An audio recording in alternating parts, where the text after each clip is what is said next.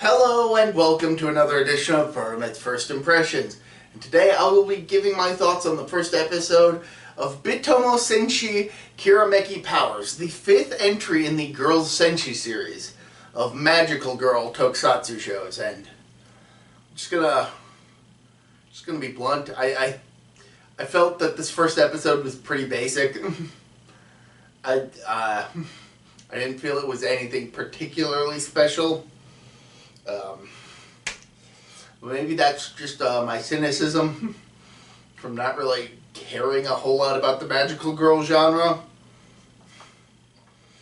I admit, I'm not a huge fan.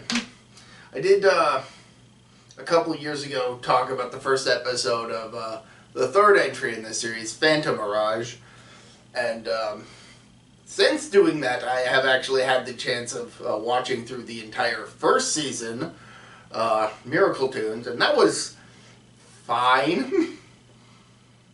It was enjoyable, but nothing super spectacular. So I'm not really expecting Kirameki Powers to be anything special as well. It feels like it's a basic magical girl series, this time with a video game theme to it. Ish. It starts off with basically giving us a general plot from like some basic RPG game. Oh, you're the hero. You're the only one who can save the world. It turns out the princess from this game world ends up having to escape the game world after bad guys invade.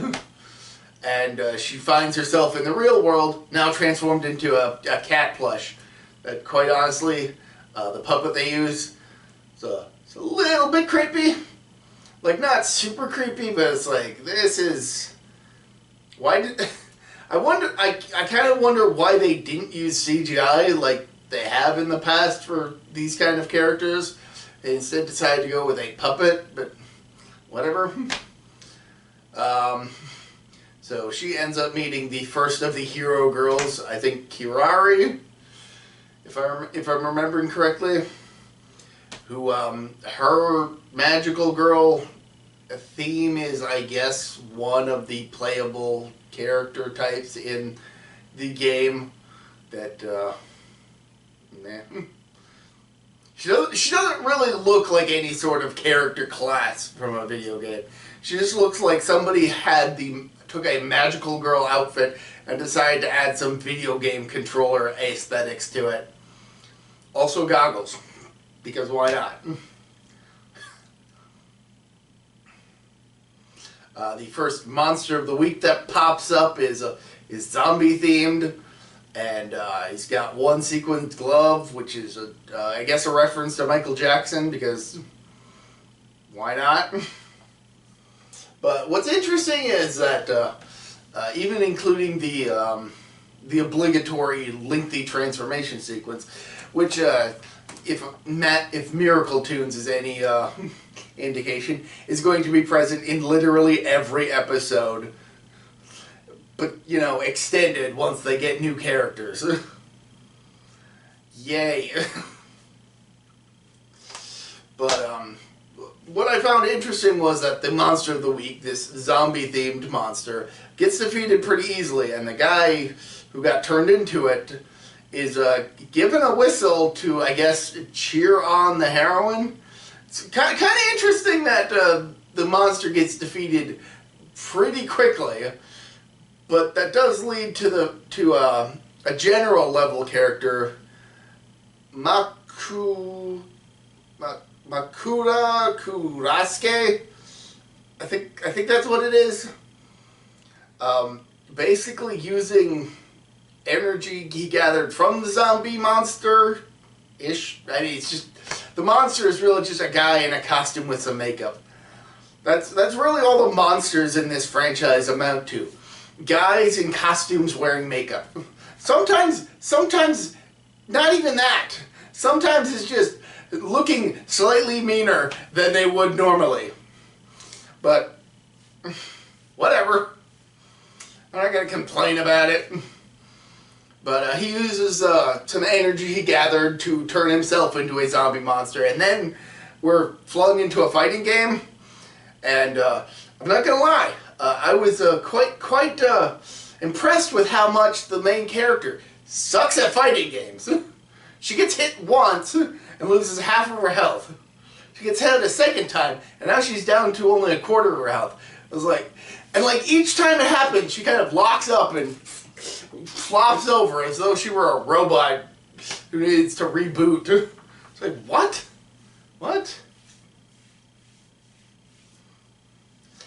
And then she, and then the person she helped blows on the whistle she gave him, indicating that they're friends, and this then leads to a power-up sequence, which is just as lengthy as the transformation sequence, only now it's themed after a rhythm music game. And I have to wonder, what is it with people who make video game themed shows and their insistence on just mixing genres willy-nilly? Like, what RPG are you aware of that has both fighting game styles and rhythm games? I know Kingdom Hearts doesn't count. I mean, I know that has like at least a musical rhythm game element in at least one of those titles, but I'm pretty sure they don't have a side-scrolling fighter game. But ultimately, the pink girl wins. Yay! Now she's given a new quest to find a second player. Episode end. This was incredibly basic. I did not feel it was particularly special. I didn't hate it, but I was a bit underimpressed. So, not sure if I'll keep watching this show. The version that I saw, the person who released it said that they weren't planning on actually picking up the series, and that they would just be doing a one-shot. So I probably won't watch this series as it's airing. I'll probably wait until I can watch the whole thing like all at once and just kind of do what I did with Miracle Tunes and just watch my way through it as much as I can.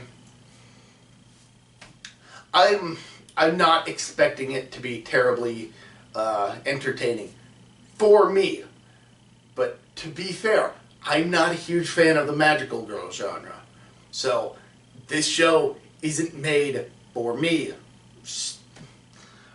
So I can wholeheartedly say that I don't enjoy it, but I can understand who it's made for.